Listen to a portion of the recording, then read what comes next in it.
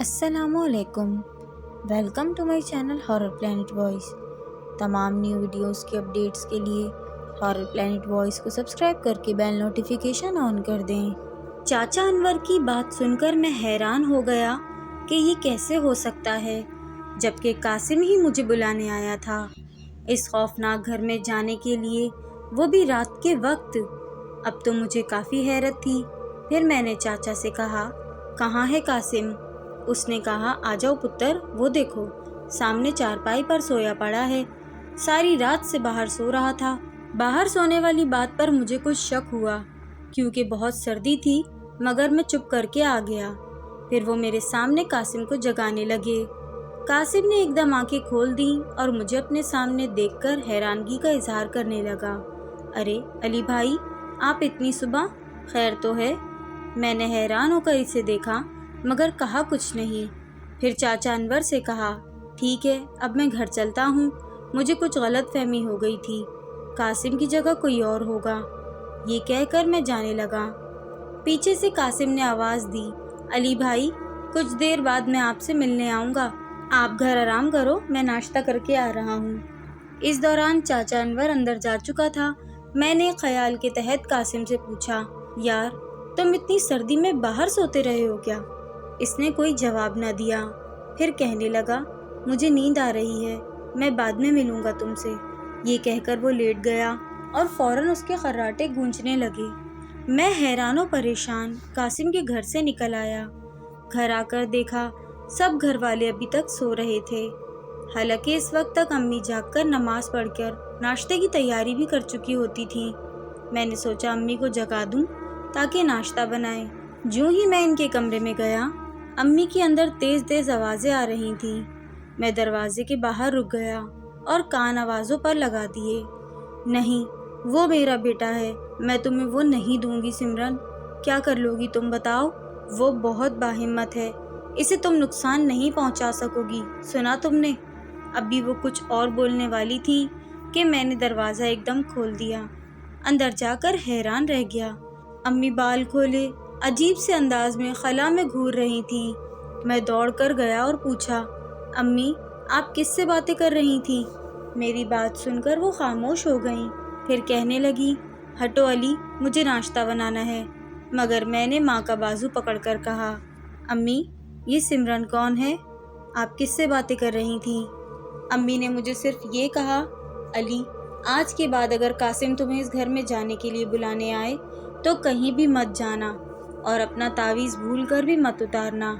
امی کی بات سن کر میں حیران رہ گیا کہ انہیں کیسے پتہ چلا کہ میں رات میں قاسم کے ساتھ کہیں گیا تھا، جبکہ اس وقت سب گھر والے سوئے پڑے تھے، جبکہ قاسم کا باپ بھی انکاری تھا کہ وہ کہیں نہیں گیا بلکہ گھر سویا پڑا تھا۔ میں کافی پریشان کھڑا تھا کہ آخر کار یہ معاملہ ہے کیا، وہ خوفناک پراسرار گھر کس کا ہے اور امی کیا جانتی ہیں اس گھر کے بارے میں؟ امی کی باتیں سن کر میں بہت پریشان تھا۔ پھر اس پریشانی میں آ کر میں کمرے میں سو گیا۔ پھر مجھے امی نے زبردستی اٹھا کر ناشتہ کروایا۔ جو ہی میں ناشتے سے فارغ ہوا، گھر کا دروازہ بجا۔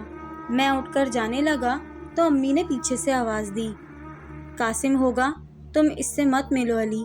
میں امی کو سوالیہ نظروں سے دیکھنے لگا، پھر وہ خاموش ہو کر کچن میں چلی گئیں، جبکہ میں اٹھ کر دروازہ کھولنے چلا گیا۔ قاسم کو دیکھ کر میں حیران رہ گیا، تاہم اسے گھر کے اندر بلانے کی بجائے میں اسے دور گلی میں لے آیا اور ایک جگہ پر چلنے کا کہا جہاں ایک چھوٹا سا پارک بنا ہوا تھا۔ وہ چپ چاپ میرے ساتھ چل پڑا۔ کوئی اچھی سی مکمل خاموشی والی جگہ دیکھ کر ہم بیٹھ گئے۔ پھر میں نے پوچھا، قاسم کل تم مجھے اس خوفناک گھر میں لے جانے کے لیے کیوں آئے تھے؟ میری بات سن کر اس نے خوف زدہ ہو کر ادھر ادھر دیکھنا شروع کر دیا۔ پھر کہا، میں سب بتاتا ہوں علی بھائی، مگر آپ کو میری بات پر یقین کرنا ہوگا۔ ٹھیک ہے قاسم، تم بتانا شروع کرو، میں یقین کروں گا۔ پھر اس نے یوں بتایا، میں رات کو سویا ہوا تھا کہ اچانک میرے کانوں میں کسی نے زور سے مجھے پکارا، قاسم قاسم۔ میں ایک دم اٹھ بیٹھا۔ پھر میں نے سامنے کھڑکی پر نگاہ کی، ایک بہت خوبصورت سبز آنکھوں والی لڑکی مجھے کمرے سے باہر آنے کا اشارہ کرنے لگی۔ پھر آپ کو تو پتہ ہے علی بھائی، ہمارے گھر میں صرف ایک ہی کمرہ ہے جہاں ہم سب ایک ساتھ سوتے ہیں۔ اس لڑکی کا اشارہ سمجھ کر میں چپکے سے اٹھا اور باہر آ گیا۔ شدید سردی کے موسم میں بھی مجھے پسینہ آنے لگا۔ یہ تک نہ سوچ سکا آخر وہ پیاری لڑکی رات کی اس وقت ہمارے گھر میں کیسے داخل ہوئی۔ خیر، جو ہی میں باہر نکلا وہ لڑکی مجھ سے لپٹ گئی۔ میرا ذہن ایک دم معاف ہونے لگا۔ پھر اس نے اپنی گہری سبز آنکھوں سے مجھے دیکھتے ہوئے کہا، میں جا رہی ہوں، تم علی کو لے کر میرے گھر آ جاؤ۔ پھر وہ جانے لگی تو میں نے اس حسینہ کو پیچھے سے پکارا، کون سے گھر آنا ہے؟ اس نے مجھے گھور کر ایک ادا سے دیکھا اور پھر کہا، اسی گھر جہاں تم دونوں آج 2 سال بعد گزرے تھے۔ میں اس لڑکی کی بات سن کر خوش ہو گیا اور کہا، میں علی کو لے کر ابھی آیا۔ پھر میرے دیکھتے ہی دیکھتے وہ سبز آنکھوں والی حسینہ دیوار پر بلی کی طرح چڑھی، پھر مجھے جانے سے پہلے گھورا تو اس وقت اس کی آنکھیں مکمل کالی اور خوفناک تھیں اور وہ دیوار کی دوسری طرف کود گئی۔ میں بت بنا کھڑا رہا، پھر آہستہ آہستہ اپنے گھر کا دروازہ کھول کر آپ کے گھر کا دروازہ جوش میں آ کر زور زور سے بجانے لگا۔ خوش قسمتی سے آپ آ گئے اور میرے ساتھ جانے پر راضی بھی ہو گئے۔ پھر آگے کی کہانی تو آپ کو پتہ ہے نا علی بھائی؟ ہاں، آگے کی کہانی تو مجھے پتہ ہے قاسم، مگر پہلے مجھے یہ بتاؤ، وہ سبز آنکھوں والی حسینہ کے ساتھ تم ہاتھ پکڑ کر کمرے میں غائب ہو گئے تھے، پھر مجھے اس خوفناک گھر میں کیوں نظر نہیں آئے جبکہ میں نے تمہیں کتنی آوازیں دی تھیں؟ علی بھائی بس نہ پوچھیں، وہی لڑکی مجھ پر جادو کر کے لے آئی تھی آپ کے گھر تک کہ آپ کو لے کر آؤں۔ پھر وہ سب نظر کا دھوکہ تھا آپ کے لیے، کیونکہ میں آپ کو اس گھر تک لے گیا تھا، مگر مجھے پتہ نہیں پھر کیا ہوا، کیونکہ ایک دم میں واپس پلٹ گیا جب آپ ایک ٹرانس کی کیفیت میں آگے چلتے جا رہے تھے۔ پھر جب میں نے واپس جاتے ہوئے آپ کو مڑ کر دیکھا تو دنگ رہ گیا جب میری شکل والا لڑکا آپ کے ساتھ اس خوفناک گھر میں داخل ہو رہا تھا۔ یہ دیکھ کر میرے اوسان خطا ہو گئے۔ پھر میں تیز رفتاری سے بھاگ کر گھر پہنچ گیا اور ڈر کے مارے باہر سو گیا۔ مجھے کچھ پتہ نہیں چلا اس خوفناک گھر میں کیا ہوا ہوگا۔ جب آپ کو صبح اپنے گھر دیکھا تو دل میں نے خدا کا شکر ادا کیا کہ آپ خیریت سے اس خوفناک گھر سے واپس آ گئے ہیں۔ میں قاسم کی باتیں سن کر پھر پریشان ہو گیا اور سوچنے لگا کہ اس گھر میں مجھے ہی کیوں بلایا گیا، قاسم کو استعمال کرتے ہوئے وہ بھی۔ یہ بات کافی فکر مندی والی تھی۔ پھر امی کی حالت دیکھ کر بھی میں کافی ٹینشن میں آ گیا۔ پھر میں نے قاسم سے کہا، اب تم اپنا خاص خیال رکھنا اور کہیں بھی مت جانا، چاہے کوئی بھی کہے۔ اس نے مجھ سے وعدہ کیا کہ میں خیال رکھوں گا۔ پھر ہم وہاں سے اٹھ کر گھر آ گئے۔ میں کافی الجھا ہوا تھا، اسی پریشانی میں نے آج کالج سے بھی چھٹی کر لی۔ پھر میں امی کے پاس جا کر کھڑا ہو گیا۔ وہ کچن میں تھیں، انہوں نے میری طرف پیٹھ کی ہوئی تھی اور سبزی بنا رہی تھیں۔ میں نے جا کر کہنا شروع کر دیا، امی آپ بتائیں نا کہ یہ سمرن کون ہے اور آپ کس گھر جانے سے مجھے منع کر رہی تھیں؟ میری بات کا انہوں نے کوئی جواب نہ دیا۔ میں نے پھر سے اپنی بات دہرائی تو انہوں نے تیزی سے سبزی کاٹنا شروع کر دی۔ اتنی تیزی سے چھری چل رہی تھی کہ کٹ کٹ کی آواز پورے کمرے میں گونجنے لگی۔ اس آواز سے پریشان ہو کر میں نے ماں کو بازو سے پکڑنا چاہا، مگر ایک خوفناک چیخ کے ساتھ ماں غائب ہو گئی۔ یہ منظر دیکھ کر میں خوفزدہ ہو کر کچن سے باہر نکل آیا۔ میں بہت تیزی سے بھاگنے لگا۔ بھاگتے بھاگتے میں ماں سے جا کر ٹکرایا۔ ماں کو اپنے سامنے دوبارہ دیکھ کر میرے اوسان خطا ہو گئے۔ پھر گھبراہٹ میں نے کہا، ماں وہ کچن میں آپ تھیں کیا؟ اس نے کوئی جواب نہ دیا، چپ کر کے وہ کچن میں جانے لگی۔ پھر پیچھے مڑ کر مجھے دیکھا اور کہا، جاؤ اپنے کمرے میں تمہارے لیے کھانا لاتی ہوں۔ ابھی میں کمرے میں داخل ہی ہوا تھا کہ ماں میرے پیچھے کھانا لیے کھڑی تھی، جبکہ کچھ لمحے پہلے تو ماں سبزی کاٹ رہی تھی۔ مجھے کچھ سمجھ نہیں آ رہا تھا کہ یہ کیا ہو رہا ہے۔ میری ماں پہلے تو ایسی نہیں تھی۔ ہاں، البتہ سب محلے والے یہ کہتے تھے کہ امی کہیں آتی جاتی نہیں تھیں اور بولتی بھی بہت کم تھیں، جبکہ میرا باپ میری پیدائش والے دن فوت ہو گیا تھا، ایسا محلے والوں نے بتایا۔ جبکہ ماں نے مجھے میرے باپ اصغر علی کے بارے میں کبھی بھی کچھ نہیں بتایا تھا۔ میں نے بارہا پوچھا مگر ہر بار وہ چپ کر جاتی تھیں۔ پھر میں نے تمام خیالات کو جھٹکا اور کھانا کھانے لگا۔ بسم اللہ پڑھ کر میں نے پہلا نوالا توڑا ہی تھا کہ میرے سامنے میری ماں ایک دم آ کر بیٹھ گئیں۔ ماں کو اچانک اپنے سامنے دیکھ کر میری چیخ نکل گئی، جبکہ ایک اور ماں باہر دروازہ بجا رہی تھی، علی میرے بچے دروازہ کھولو۔ خوف کے مارے میرا نوالا ہاتھ سے گر گیا۔ میں خوف زدہ ہو کر سامنے بیٹھی ہوئی ماں کو دیکھتا تو کبھی دروازے پر دستک دینے والی کی آواز کو سنتا جو میری ماں کی آواز تھی۔ میں خوف زدہ ہو کر اٹھ کھڑا ہوا اور دروازے کی جانب بھاگنے لگا۔ پھر ڈر کر جوں ہی دروازہ کھولا، سامنے ماں پریشان ہو کر مجھ سے کہنے لگی، علی میں تمہارے لیے کیا پکاؤں؟ ماں کی بات سن کر میرا سر چکرانے لگا۔ ماں وہ دیکھیں ابھی تو آپ میرے لیے کھانا لائی تھیں، مگر جوں ہی میں نے پیچھے مڑ کر دیکھا وہاں کھانا اور ماں دونوں غائب تھے۔ پھر مجھے ماں نے کہا، علی میں بہت پریشان ہوں میرے بچے، آج شام کو ہم یہ گھر چھوڑ دیں گے اور اپنے پرانے گھر جا کر ہم رہیں گے۔ تم جانے کی تیاری کرو اور ٹریکٹر ٹرالی لے آؤ تاکہ یہ سامان اٹھا کر ہم یہاں سے شفٹ کر جائیں۔ ویسے بھی مجھے یہ محلہ پسند نہیں ہے، عجیب سے لوگ ہیں یہاں اور مجھے عجیب طرح سے دیکھتے ہیں۔ ماں یہ کہہ کر جانے لگی۔ میں بھی ماں کے پیچھے پیچھے چلا آیا اور کہا، کون سا پرانا گھر؟ آج سے پہلے تو ہمارا کوئی گھر نہیں تھا، پھر آج کیسے پیدا ہو گیا اچانک یہ گھر؟ ماں آپ کون ہیں اور کیا چھپا رہی ہیں مجھ سے؟ آپ اس سے پہلے تو ایسی نہیں تھیں، پھر کیا ہو گیا ہے آپ کو؟ ماں نے اس بات کا کوئی بھی جواب نہ دیا بلکہ چپ کر کے کچن میں چلی گئی۔ میں بھی ان کے پیچھے کچن میں ہی گھس گیا مگر وہاں ماں موجود نہیں تھی۔ اب تو میں حد سے زیادہ ڈر گیا، اس لیے خوف زدہ ہو کر گھر سے نکل کر قاسم کے گھر کا دروازہ بجانے لگا۔ اس کے باپ نے آ کر دروازہ کھولا، پھر مجھے پریشان دیکھ کر اندر بلا لیا۔ میں نے چاچا انور کو رو رو کر تمام حالات بتائے۔ اس دوران قاسم بھی گھر میں داخل ہوا۔ میری حالت دیکھ کر پھر وہ بھی بہت پریشان ہو گیا۔ پھر اس نے اپنے باپ کو کل والی تمام رات کی تفصیل بتا دی، کیسے وہ دونوں ایک سائے کے کہنے پر خوفناک گھر میں داخل ہوئے تھے۔ پھر 2 سال پہلے جو کچھ ہوا تھا اس کی تفصیل بھی قاسم نے اپنے باپ کو بتائی، جسے سن کر وہ کافی پریشان ہو گئے۔ پھر مجھ سے کہنے لگے، تم فکر مت کرو علی بیٹا، میں تمہارے ساتھ ہوں۔ آج ہی کسی اللہ والے سے ملتے ہیں اور اس سے مشورہ کرتے ہیں کہ آخر یہ کیا ماجرا ہے۔ میں قاسم کے گھر کافی دیر بیٹھا رہا کیونکہ مجھے اب اپنے گھر میں جانے سے ڈر لگ رہا تھا۔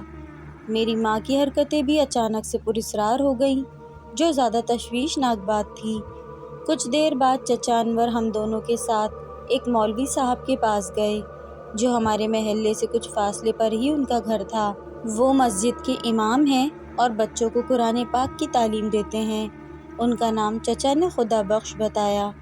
خیر ہم ان سے ملے، پھر ہم دونوں نے تمام حالات مولوی صاحب کے گوشے گزار کیے، جسے سن کر وہ بھی حیرت زدہ ہو گئے۔ پھر کہنے لگے، چلو میں تم لوگوں کے ساتھ ابھی چل کر دیکھتا ہوں۔ ویسے یہ مجھے کسی سخت تعصب کی کارستانی لگ رہی ہے، شاید بہن جی یعنی کہ علی کی ماں پر بھی سایہ ہو، لیکن میں ابھی کچھ کہہ نہیں سکتا۔ ہاں البتہ میں صرف دیکھ کر ابھی واپس آؤں گا اور آپ لوگ بھی خاموش رہنا۔ ایسی جگہ پر خطرناک اعصاب ہوتے ہیں جو ایک بار پیچھے لگ جائیں تو پھر قبر تک پیچھا کرتے رہتے ہیں۔ پھر چچا انور نے کہا، مولانا صاحب آپ فکر نہ کریں، ہم سب خاموش رہیں گے، وہاں جا کر بس آپ بسم اللہ کریں اور ہمارے ساتھ چلیں۔ پھر ہم سب ایک بار پھر اس خوفناک گھر کی طرف چل پڑے، مگر اس بار دن ہونے کی وجہ سے خوف قدرے کم محسوس ہو رہا تھا۔ پھر جوں ہی ہم اس گھر کے پاس پہنچے، دروازے پر بہت بڑا زنگالو تالا لگا ہوا تھا اور گھر کی دیواریں بھی ہمیں پہلے کی نسبت بہت اونچی معلوم ہو رہی تھیں۔ ہم اس خوفناک گھر کے سامنے کھڑے تھے اور ایک بڑا سا تالا لگا ہوا تھا۔ ہم سب اس خوفناک گھر کے سامنے کھڑے تھے۔ پھر چچا انور نے کہا، کسی محلے والے سے پوچھتے ہیں کہ یہ گھر کس کا ہے، آخر کوئی تو اس گھر کا مالک ہوگا۔ پھر ہم سب ادھر ادھر دیکھنے لگے کہ کس گھر سے جا کر پوچھنا چاہیے۔ کچھ ہی فاصلے پر ایک گھر نظر آیا۔ چچا انور نے گھر کا دروازہ بجایا۔ ایک بزرگ باہر نکل کر آئے۔ پھر چاچا نے پوچھا، بھائی صاحب، مجھے اس گھر کے بارے میں پوچھنا ہے کہ یہ گھر کس کا ہے؟ بابا جی نے ہمیں سر سے لے کر پاؤں تک دیکھا، پھر کہا، چلے جاؤ تم سب، میں اس گھر کے بارے میں کچھ نہیں جانتا۔ پھر وہ بابا جی مشکوک انداز میں ادھر ادھر دیکھنے لگے، جیسے انہیں کسی کا ڈر اور خوف ہو۔ اس بات سے ہم سب چونکے کہ ہو نہ ہو بابا جی کچھ چھپانے کی کوشش کر رہے ہیں۔ پھر میں نے آگے بڑھ کر کہا، اچھا بابا جی، اس کے مالک کا ہی نام بتا دیں۔ پھر اس نے خوف زدہ ہو کر کہا، مجھے ٹھیک سے یاد نہیں، کافی عرصہ پہلے یہاں ایک مرد اپنی بیوی کے ساتھ رہتا تھا، سب اسے اصغر علی کہہ کر پکارتے تھے۔ اصغر علی کا نام سن کر میرے پاؤں کے نیچے سے زمین نکل گئی۔ یہ تو میرے باپ کا نام تھا، جو میری پیدائش سے پہلے وفات پا چکے تھے۔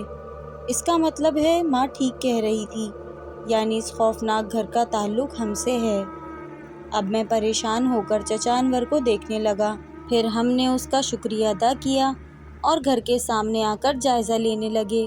مولوی صاحب نے پھر کچھ دم درود پڑھ کر ہم سب پر پھونکا اور کہا، علی بیٹا، تالا توڑو، ہمیں اندر جا کر دیکھنا چاہیے کہ کس قسم کا آسیب یہاں پر قابض ہے۔ پھر ہم سب نے اینٹ اٹھا کر تالا توڑ دیا، اور تالا توڑنے کی دیر تھی، دروازہ خود بخود چر کی خوفناک آواز کے ساتھ کھلنے لگا۔ اس کے ساتھ ہی گھر میں خوفناک آوازیں آنا شروع ہو گئیں۔ مولوی صاحب نے تسبیح نکالی اور زور زور سے پڑھتے ہوئے بولنے لگے، کون ہے یہاں پر جو اللہ کے بندوں کو خواہ تنگ کرتا ہے؟ سامنے آؤ میرے، تاکہ میں تم سے بات کر سکوں۔ اس کے بعد مولوی صاحب خاموش ہو گئے۔ تھوڑی دیر میں ہی فوراً مکان میں ہلچل مچ گئی۔ خوفناک چیخوں کی آوازیں ہمارے کان کے پردے پھاڑ رہی تھیں۔ تھوڑی سی دیر میں عجیب و غریب منظر سامنے نظر آیا۔ کمرے کے دروازے ایک دم کھل گئے اور زنجیر میں کوئی جکڑی ہوئی مخلوق ایک آدمزاد ہو کر کمرے سے نکل آئی۔ وہ عجیب و غریب بلا تھی، جو نہ عورت لگتی تھی نہ مرد، جو حد سے زیادہ ڈراؤنی تھی۔ اس نے خوفناک آواز میں کہا، تم سب کو آخری موقع اس لیے دے رہی ہوں کہ تم لوگوں نے مجھے آزاد کرا دیا ہے، ورنہ یہاں سب کی لاشیں پڑی ہوتی۔ اس گھر سے فوراً نکل جاؤ، کیونکہ یہ میرا اور میری بیٹی کا آشیانہ ہے، صدیوں سے۔ ہم سب خوف زدہ ہو کر واپسی کے لیے مڑے تو اس بلا نے مجھے پکارتے ہوئے کہا، علی، سمرن تمہیں اجازت دیتی ہے، تم جب بھی چاہو آ کر اس گھر میں رہ سکتے ہو، مگر اپنی ماں کلثوم کو یہاں مت لانا، وہ میری دشمن ہے۔ اس گھر میں تمہاری جگہ سمرن نے مخصوص کر رکھی ہے، تمہیں یہاں آنا ہی ہوگا، سنا تم نے؟ اس نے خوفناک انداز میں دھاڑتے ہوئے کہا۔ اپنا نام اور ماں کی بات سن کر میرے قدم جہاں تھے وہیں رک گئے۔ اس کے ساتھ ہی مولوی صاحب اور چچا انور بھی حیرت سے مجھے دیکھنے لگے۔ اتنی خوفناک بلا کو دیکھ کر میں تھر تھر کانپ رہا تھا۔ پھر ہم سب پیچھے مڑ کر دیکھے بغیر اس خوفناک گھر سے بھاگ کر نکلتے چلے گئے۔ بہت زیادہ تیزی سے بھاگنے کی وجہ سے چاچا انور گر پڑے۔ ان کا پاؤں خوفناک گھر کے دروازے سے اٹک کر رہ گیا۔ انہوں نے پاؤں نکالنے کی بہت کوشش کی، مگر ناکام رہے۔ میں، قاسم اور مولوی صاحب کافی آگے نکل چکے تھے جب ہمارے کانوں میں آواز گونجی، علی بیٹا، واپس آؤ، میرا پاؤں دروازے کے بیچ میں اٹک گیا ہے۔ وہ درد کی شدت سے چلا رہے تھے۔ میں اور قاسم بھاگتے ہوئے آئے اور آ کر چچا انور کو چھڑانے کی کوشش کی، مگر ہم ناکام رہے۔ اس دوران خوفناک بلا ہمارے نزدیک پہنچ گئی۔ اس کے فلک شگاف کہے ہمارے کان کے پردے پھاڑ رہے تھے۔